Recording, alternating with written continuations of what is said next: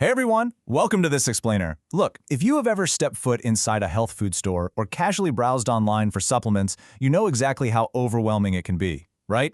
You're just standing there staring at this massive wall of giant plastic tubs, and every single one is screaming at you about muscle gains, recovery, and absolute purity. It's confusing, it's pretty expensive, and honestly, for a lot of beginners, it just ends in total frustration. You buy a tub, you mix it up, and it tastes absolutely terrible. Well, let's look at what the experts say about how to actually fix that.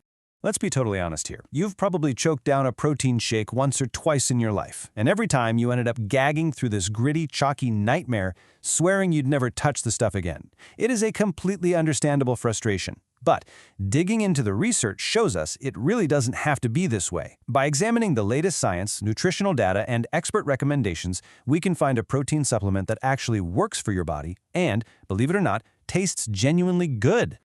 Okay, let's dive into this. Here is our roadmap for today. First, the truth about chalky taste. Second, whey, casein, or plant. Third, 4 mistakes to avoid. Fourth, making it taste good. And finally, top powders of 2026. All right, Section 1. The truth about chalky taste. And spoiler alert, it is not the protein's fault. The reality is, protein itself doesn't actually taste like chalk. That dusty, gritty mouthfeel, that comes directly from budget manufacturing and just really poor particle size. You see, when you buy a budget brand, you're usually getting what's called a protein concentrate. This has minimal filtration, which leaves behind fats, lactose, and all these other compounds that cause that awful grittiness. On the flip side, premium processing uses techniques like microfiltration to create cold-processed isolates. This creates incredibly fine particles that dissolve cleanly into a drink without clumping up. Simply put, isolates remove the junk that triggers your gag reflex. And this brilliantly illustrates a really cool trick, the 75% rule. When you're checking a nutrition label, keep an eye out for this. For a quality powder to avoid excessive, bad-tasting fillers, it must be at least 75% pure protein by weight. So what does that mean? Well, if a scoop is 30 grams, it needs to deliver at least 22 to 23 grams of actual protein. If that percentage is lower, the manufacturer is just padding the tub with cheap fillers, maltodextrin, and artificial thickeners that completely ruin the texture. Moving right along to Section 2, whey, casein, or plant. Let's choose your source. Now, before we compare the options, it really helps to understand the term complete protein. This just means the protein source contains all 9 essential amino acids that our bodies cannot make on their own, and these are absolutely crucial to effectively build and repair muscle. Animal-based proteins, like whey and casein, naturally have all 9. Plant-based options, however, often lack a few. That's exactly why high-quality vegan powders will blend different sources together, like combining pea protein with rice protein, just to achieve that complete amino acid profile. Comparing these side by side helps us figure out exactly when to use what. Take whey, for example. It digests incredibly fast. According to Narayana Health, this rapid absorption makes it the absolute perfect choice for right after a workout, when your muscles are practically screaming for rapid recovery. Now look at casein. Casein actually forms a gel in your stomach, releasing those amino acids super slowly. This makes it ideal for right before bed, providing sustained repair overnight, and it's brilliant for weight loss because it helps control your appetite. Finally, plant proteins vary in speed, but they are the essential go-to for anyone who is vegan, lactose intolerant, or just living a dairy-free lifestyle. Okay, we need to pause for a second because there is a critical safety point to uncover in the research here. 9 times.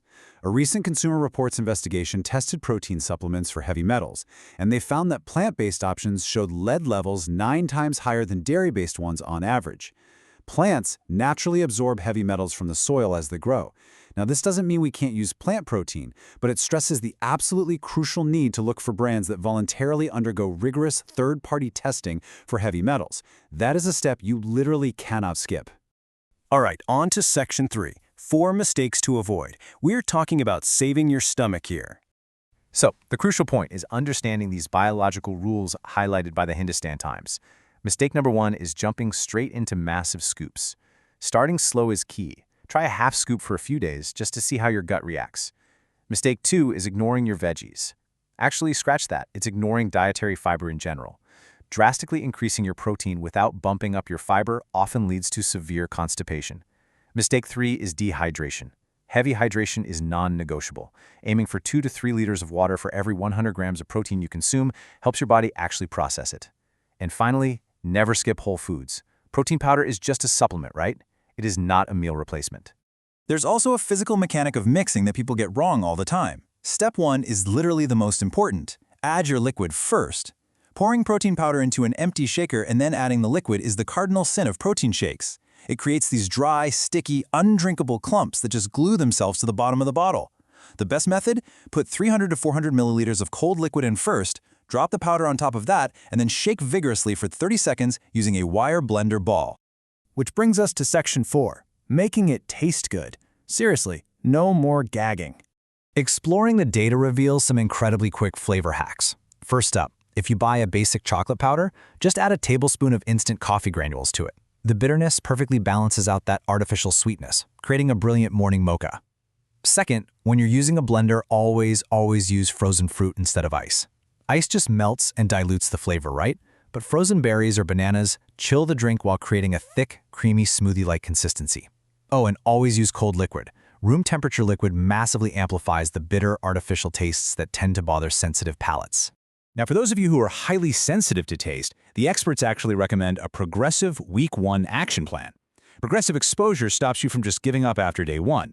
On days 1 and 2, using just half a serving mixed with milk works wonders. The milk fat naturally masks any residual chalkiness. Moving to days 3 and 4, you bump the amount up to 3/4 of a serving, blended with that frozen fruit we just talked about. And by days 5 through 7, a full serving can be used, easily hidden inside a nutrient-dense smoothie loaded with spinach and bananas. You won't even know it's in there. I absolutely love this quote from performance nutrition coach Erin Sparld. It really stands out. She says, "A protein powder can be a nice protein anchor to a meal, not a replacement." This is such a vital mindset shift for us. A supplement is just a tool to accompany real food. It can anchor a bowl of oats or pair with a banana and some nuts for a balanced grab-and-go meal, but food comes first, always. Finally, Section 5. Let's look at the top powders of 2026 based on expert recommendations. Now, what's really interesting about this data from Forbes Vetted is how these specific products solve the exact problems we've uncovered. Optimum Nutrition's Gold Standard Whey remains the best all-arounder for most people, mostly due to its value and mixability.